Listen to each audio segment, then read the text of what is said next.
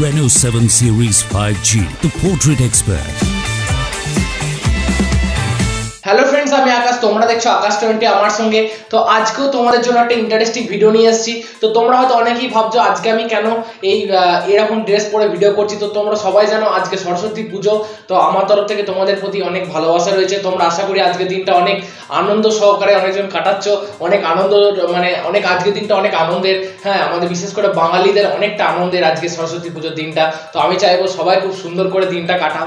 তো আমিও আজকে তোমাদের জন্য সেই জন্য একটা কালকে লঞ্চ হয়েছে যে ফোনটা Oppo Reno 7 Pro, সেই ফোনটা সম্পর্কে কিছু কথা বলতে এলাম।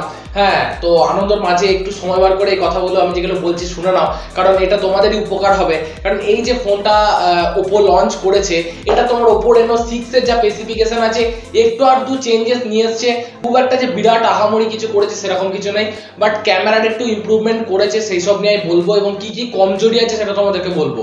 মানে অ্যাকচুয়ালি কি এটা মানে যেই বাজেটে লঞ্চ করেছে সেই বাজেটের কি ফোন হবে, তো সেই নিয়ে আজকে আলোচনা। তো যারা চ্যানেলে নতুন এসেছে অবশ্যই সাবস্ক্রাইব করো, পাশে থাকো, সাপোর্ট করো। তো শুরু করছি আজকের টপিকটা নিয়ে। তো প্রথমেই তোমাদেরকে বলবো এই ফোনটার মধ্যে কিন্তু 3.5mm জ্যাক নেই, ঠিক আছে? এবং ডিজাইন ওয়াইজ বা লুক ওয়াইজ কিন্তু এই ফোনটা খুব সুন্দর দেখতে, খুব মিষ্টি একটা ফোন, ঠিক আছে? কারণ ওপোর ফোনগুলো তো এরকমই হয়, ধরো দেখতে কিন্তু খুব ভালো। Oppo Reno 6ও আমরা দেখেছি, 6 Proতেও দেখেছি, আবার Oppo Reno 7 এবং 7 Pro মানে ডিজাইন এবং লুক দুটোই খুব সুন্দর। তুমি এখানে ডুয়েল ন্যানো সিম কার্ড পেয়ে যাবে এবং তোমার এই যে Oppo Reno 7 Pro বলো বা Oppo Reno 7 এর এখানে কিন্তু মানে তোমার যে ভেরিয়েন্ট আছে খুব সুন্দর। একটা হচ্ছে 8/256, ঠিক আছে? আর একটা হচ্ছে মানে 7টা তো 8/256 GB কিন্তু স্টোরেজ, মানে 128 এর গল্প কিন্তু এখানে নেই, ঠিক আছে? 256 GB গল্প রয়েছে এবং একটা টপ ভেরিয়েন্ট আছে যেটা হচ্ছে 7 Pro, যেখানে 12 GB র্যাম পাবে, ঠিক আছে? এবং সবথেকে বড় কথা LPDDR4X র্যাম এবং UFS 3.1 হচ্ছে স্টোরেজ টাইপ। এবং সবথেকে ইন্টারেস্টিং ব্যাপার হচ্ছে ভার্চুয়াল র্যাম। আমি জানি না কাজ করে কিনা, তোমাদেরকে আমি এই নিয়ে আলাদা করে বলেছি। তো তোমরা যারা যারা এটা নিয়ে ডাউটে আছো তারা ওই ভিডিওটাকে দেখতে পারো। তো আমি তোমাদেরকে বলবো ভার্চুয়াল র্যাম অ্যাকচুয়ালি কি হয় জানো তো, মানে এটা অ্যাকচুয়ালি মার্কেটিং তোমাকে বলতে পারি। হ্যাঁ, বিরাট জাহামরি কিছু কাজ সেটা নয়। তুমি বলো যেখানে 8GB র্যাম সেখানে ভার্চুয়াল র্যাম দিয়ে কি দরকার, তাই না? তাহলে তুমি চিন্তা করো যেখানে 12GB র্যামের ফোন সেখানে এই ফোনটার মধ্যে দিয়েছে 7GB ভার্চুয়াল র্যাম। তাহলে 12GB র্যাম তোমাকে ফোনটাতে এমনিই পাচ্ছ, আর 7GB যদি যোগ করো তাহলে কত হচ্ছে তুমি হিসাব করে দেখো, 19GB। তাহলে অ্যাকচুয়ালি ভার্চুয়াল র্যাম কিসে দরকার? যদি কোম্পানিকে দিতেই হতো তাহলে 4GB 2GB এই সমস্ত ফোনগুলোতে দিলে ভালো হতো, তাই না? তো এই হচ্ছে ব্যাপার। আচ্ছা, এরপর ইন্টারেস্টিং জিনিসে ঢুকে যায় ডিসপ্লেতে, ঠিক আছে? ডিসপ্লেটা খুব ভালো, 6.55 ইঞ্চিস তোমার FHD প্লাস অ্যামোলেড ডিসপ্লে পেয়ে যাবে, যেটা রিফ্রেশ রেট হচ্ছে 90 Hz। তো এইখান জিনিসটাই সব থেকে বড় প্রবলেম, কারণ এই ফোনটার প্রাইস হচ্ছে 40,000 টাকার কাছাকাছি, 39,000 টাকার কাছাকাছি প্রাইস টপ ভেরিয়েন্ট, এবং লো ভেরিয়েন্ট মোটামুটি ধরো 35,000 টাকাই প্রাইস। 30,000 টাকা যখনই পার করে দিয়েছে তখনই এদেরকে উচিত ছিল 120 Hz রিফ্রেশ রেট দেওয়ার, বাট এখানে 90 Hz রিফ্রেশ রেট দিয়েছে। এবং তোমাকে যদি আরো আমি বলি, মোটামুটি ধরে রাখো এখানে গরিলা গ্লাস 5 এর প্রোটেকশন তুমি পেয়ে যাবে ফ্রন্টে, ব্যাকে জানি না কি দিয়েছে, ব্যাকে দেয়নি সেরকম কিছু প্রোটেকশন। এবং তোমার ডিসপ্লেটাতে HDR10+ সাপোর্ট আছে, ঠিক আছে? মোটামুটি কোয়ালিটি ডিসপ্লেটার মানে ভালো, বাট 120 Hz রিফ্রেশ রেট দিলে ভালো হতো। আচ্ছা, এরপর পারফরমেন্সের কথা যদি তোমাকে বলি, হ্যাঁ তার আগে বলে দিই Oppo Reno 7 যে ফোনটা আছে সেটা মোটামুটি ধরে রাখো ওই 29,000 টাকা বা 28,000 টাকার কাছাকাছি প্রাইস আছে, ঠিক আছে?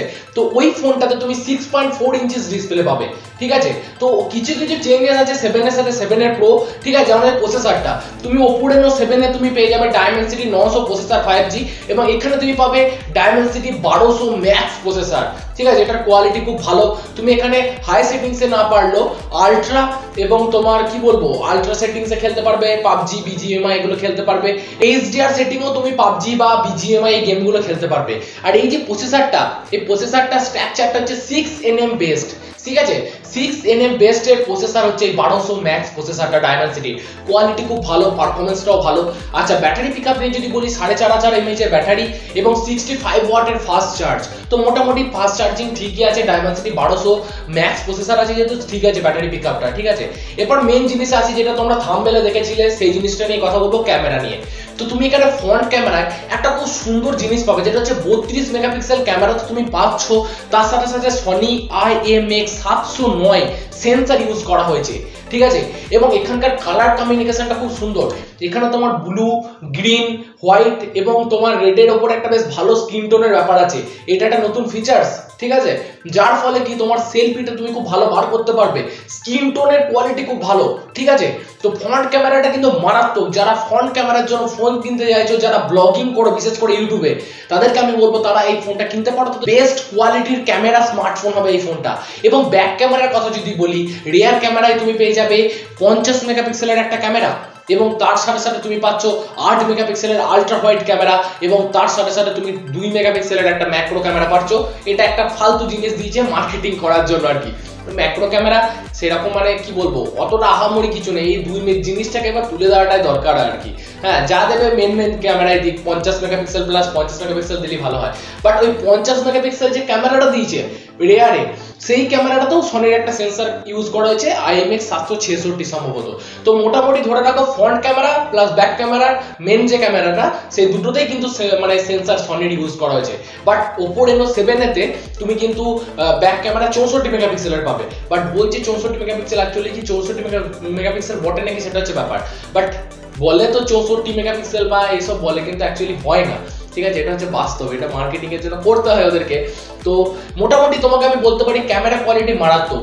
কিন্তু সবথেকে বাজে জিনিস যেটা, তুমি এখানে 4K ভিডিও রেকর্ডিং করতে পারবে তোমার 30 fps এ, যেটা 60 fps দিলে ভালো হতো, ঠিক আছে। আর ফ্রন্ট ক্যামেরা করতে পারবে 1080 পিক্সেলে।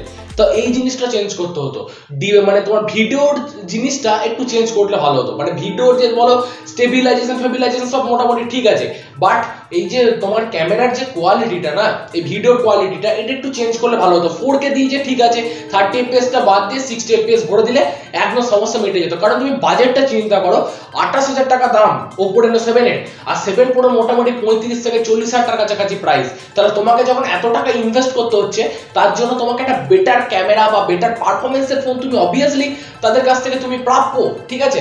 তো তুমি কেন ফালতু কমজোরি ফোনেতে কেন টাকা ইনভেস্ট করবে, এটা হচ্ছে সব থেকে বড় ব্যাপার, তাই না। তো ওভারঅল তোমাকে আমি এটা অ্যাকচুয়ালি বলবো ক্যামেরা কোয়ালিটি মোটামুটি ঠিক আছে, বাট ফ্রন্ট ক্যামেরা মারাত্মক। আমি তোমাকে বলবো ফ্রন্ট ক্যামেরার কোয়ালিটি খুব সুন্দর।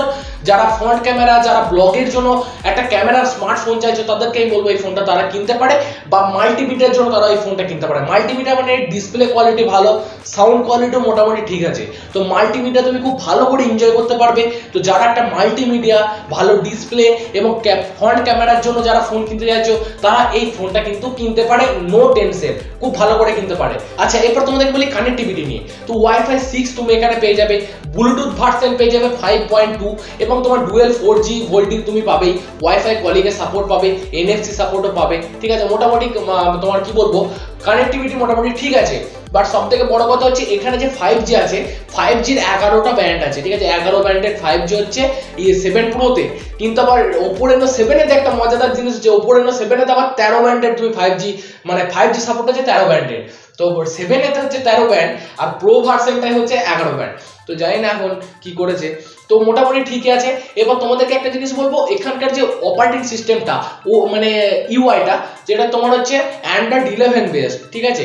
তো কালার ওএস, ওদের তো অ্যাকচুয়ালি কালার ওএস হয়, ধরো কালার ওএস আপডেট হয়। তো Android 11 ঠিক আছে, বাট তোমাকে আমি বলবো কি এখনকার দিনে এসে ইনস্টল মানে একদম লোডেড তোমার Android 12 দিলে ভালো হতো জিনিসটা।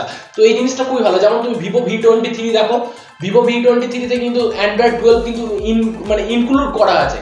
তো এই জিনিসটা, তবে এটাতে আশা করি Android 12 চলে আসবে খুব তাড়াতাড়ি। তো তোমার কি মতামত, আমি যে এত কিছু বললাম, তোমার কি মতামত কমেন্ট করে জানাবে। আর ভিডিওটা ভালো লাগলে অবশ্যই লাইক এবং শেয়ার দুটো একসাথে করবে, আর কমেন্ট করে এই মতামতটাও দেবে যে তুমি কি ধরনের ভিডিও আমার কাছ থেকে চাইছো, ঠিক আছে। তোমাদেরকে আরো ভিডিও প্রোভাইড করতে পারবো। তো এই জিনিসটাই দরকার। তো সুস্থ থাকো, ভালো থাকো, আর সন্ধ্যাবেলায় টেক নিউজের সাথে দেখা করছি, ততক্ষণে যেন সুস্থ থাকো। আর আজকে কারা কিরকম এনজয় করলে আমাকে কমেন্ট করে জানাবে, ঠিক আছে। আমি সত্যি খুব মজা করেছি আজকে দিনটা আমার কাছে খুব ভালোই লাগলো। তো মোটামুটি যারা এনজয় করেছে একটু কমেন্ট করে জানাবে, ঠিক আছে। তো সুস্থ থাকো, সন্ধ্যাবেলা দেখা করছি, আসছি, নমস্কার।